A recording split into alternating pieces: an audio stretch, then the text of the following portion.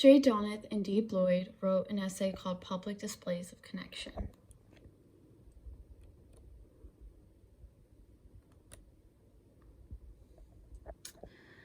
So, on social media platforms, members are able to visibly and publicly show who they're connected with and their social networks, as well as the friendships that they maintain throughout. All of these connections allow for a certain perception of said user through their self-descriptive profiles, be it their status socially, their career, political beliefs, what they're interested in, culturally, in order to build more relationships through other members. They use said network for more connections like friendships, romantic interests, furthering business and entrepreneurial journeys, and it's also a source of information for jobs, careers, opportunities, again, emotional connections, which all affects interpersonal behavior, access to opportunity, and the way one goes about their daily lives. Access to information is very essential and valuable in order to gain status and power through instant communication with masses of people, which has never been done or possible before. The public showcasing of these connections are called identity performance, which helps signal and facilitate the way one wants to be perceived by others. And this is done through a username to reveal like your name and photos on your profile, as well as interpersonal links, which reveal connections with followers and who they're following to self-present themselves to their network. And an element of these social media platforms and interpersonal links, which help shape the culture within these networks, are made up of what are called mutuals, public, unnuanced, and decontextualized. So mutuals are when two people agree to show each other as a connection or friends on a network, and these links are also public, usually to see connections which are on display for others. These links are unnuanced, which means that one can't really differentiate the relationships between different members, if they're a friend or a family or a stranger, which is appealing in its own way because everyone's kind of on the same playing field on these networks. It's decontextualized as well, which means that they can't show only certain parts of their network to the world because it's all visible, and not many platforms offer a way to adjust certain parts of what's revealed, or limiting views of profiles. And the connection degree is kind of the only distinction that's able to be made. Displays of connection. So in the real world, this can be seen through, allowing friends to meet, introducing friends who you think would have common interests, or in a way impress each other to further your own status. And this is done, through name dropping, which is a public vocalization of one's network. And almost like the invite list is almost like a network list showing who you are in connection with.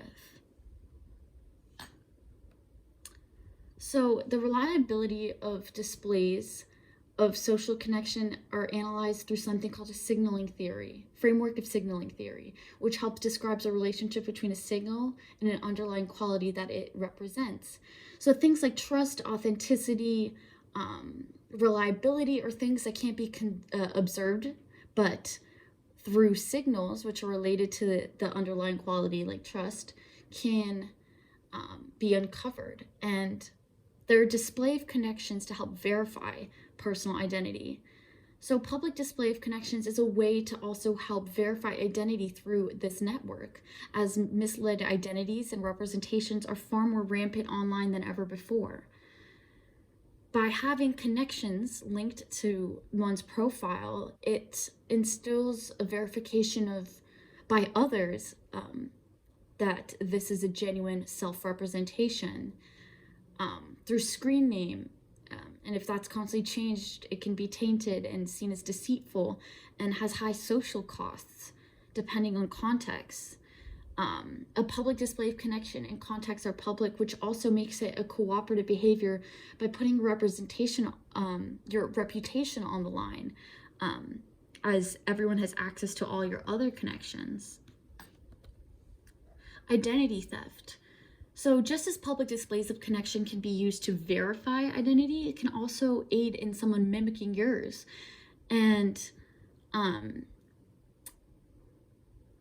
yeah, that's a big issue, since we reveal a lot on social media that can be mimicked, such as your name, where you went to school, your birth date, so many things. So that's why it's important to note, and why it's seen as a red flag when someone doesn't have these connections, because zero followers, few posts, things like that are big red flags in these social networking platforms.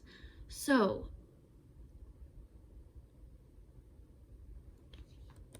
forming connections around focis of interest, that is done by making these new connections, and these focis of interest provide context for connecting mutuals, as forming connections around these areas of interest helps create a common ground, knowing that another person, you can assume they have similar beliefs and interests that define themselves. And these connections that are made through these focis of interest are usually solidified by how constraining they are. The more constraining they are, the more likely, and the more focis of interest you have, the more likely you are to be compatible. Having extremely constraining focis of interest, such as family, for example, as well as an example of lightly constraining, like where you live, your neighborhood, can be a foci. People can also be focis of interest, to help link and be mutuals to different people, and this helps bring people together to a common friend lists. And when this friend comes up over and over again, connections become stronger and more solidified and seen as more authentic. Incompatible focis, on the other end, this work defines compatibility as the extent that two focis are taking part in same or similar activities and interactions.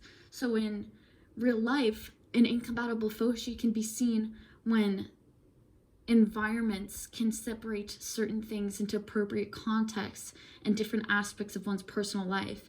And this can become a lot more blurred with social media, as this distinction can become harder. And that's why some platforms are solely designated for certain professional areas of life, such as LinkedIn.